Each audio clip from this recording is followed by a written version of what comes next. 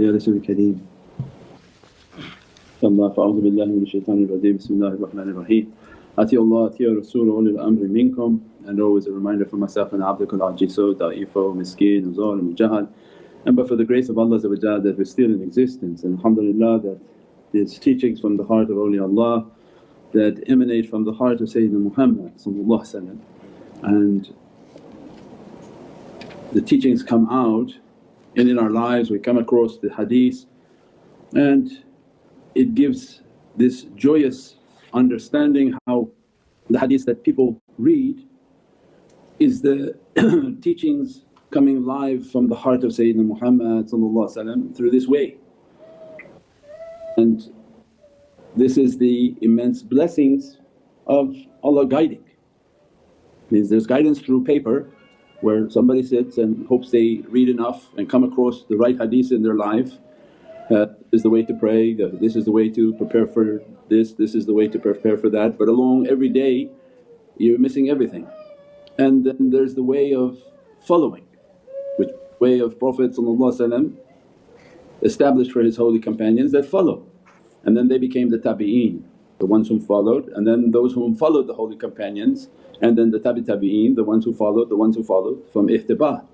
So life was based on you would find a teacher, a guide, and you would follow. And based on how you followed, you were incorporating those teachings into life. Versus the one on the right saying, I didn't want a teacher, and begin to read, but every day doing something or not incorporating something beneficial and missing and missing and missing. And in these days we don't know how many days you have to achieve something. And what Allah wajib al-taqleed means it's wajib in Ahlul Sunnah wal Jama'ah, in the way of the people of majority, is to taqleed, to follow a guide, to follow a teacher. At least by following that teacher, by following and imitating you're incorporating his knowledge by your actions. You see that he used the siwak, immediately you copy and you use the siwak.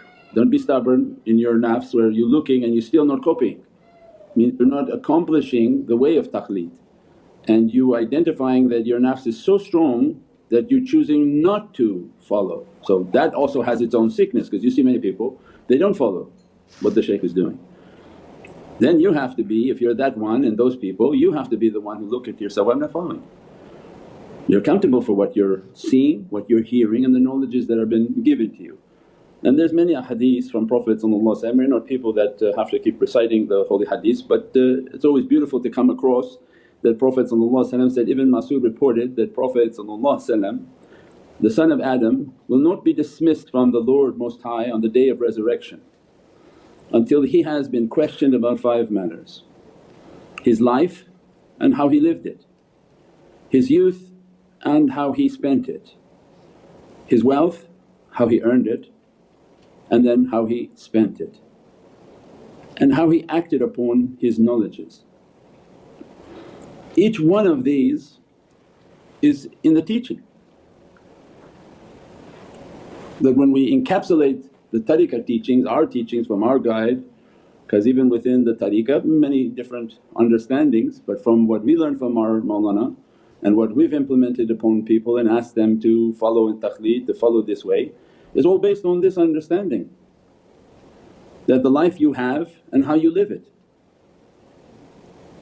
Your life is not your own, Allah is going to ask you about it. You say, I do what I want. Okay, then you're going to meet Allah, because the shaykh is a preparation for your judgment day. If you're hoping that the shaykh is there and involved in your life to intercede for you, means he's the preparation and intermediary of this dimension, that he prepares us for our meeting with Allah in the Divinely Presence, the questioning, and to the presence of Sayyidina Muhammad, our life and how we lived it, and our youth and how we spent it. Means they're telling us to keep our faith in action. If you have iman, act upon it. That's why then the teaching is coming is, don't just sit on to the couch, don't just do what you think you want to do. If you have a faith within you, it has to manifest. So how is your faith manifesting? Is it making a beatific garden of events?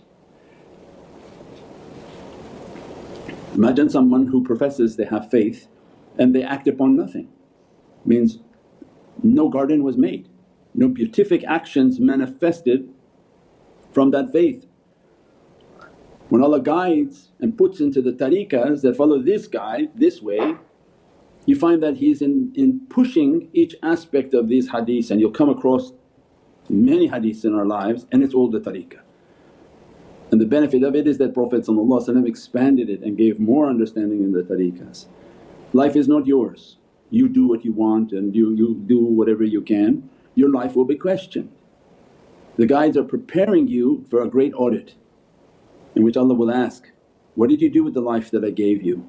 Say, Ya Rabbi, my earlier days it was in jahiliyyah and ignorance and maybe I didn't do everything I was supposed to, but you inspired me, and when I came to the guidance, Ya Rabbi, every day I tried to do this, we did this, we inspired people to do these things. I went out and gave food, I gave water, I did the articles, I did the teachings, I propagated the Muhammadan realities according to the guidance of my shaykhs. These are the questions because you have to have an action. Your questions that will be asked upon the servant, they have to have an action as a reply.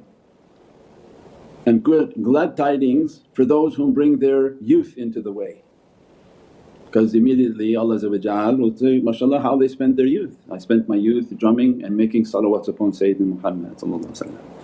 I wrote the knowledges of my shaykh, and many of our youth have the books filled with teachings. Those books will be an eternal source of light for them on their journey. Maybe they leave after a few years and come back after a few years later. We don't know what Allah's written as a journey for people, but the hasanat and blessings can never be taken away until the person begins backbiting and losing every goodness. But if they don't backbite, those blessings are an eternal dressing upon the servant, and that hasanat and that light can't be taken away by anyone. So then you see that this is all the inspirations of the tariqah. Make our lives count for something, put our faith into action. How we made our money and how we spent it, we're accountable. For the money that we earn, that it was halal, it was not in the harm of people, it was not to the detriment of people, and how we spent it. The amassing of money, it becomes detrimental to people.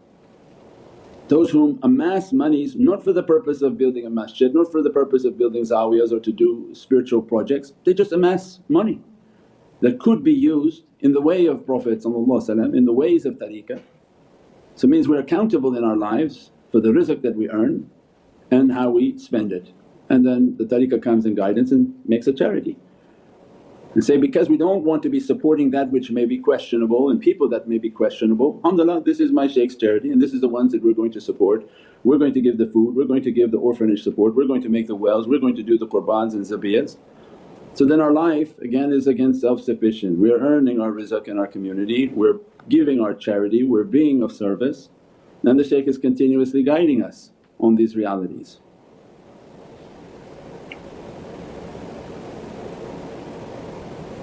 And the knowledge and how he used it.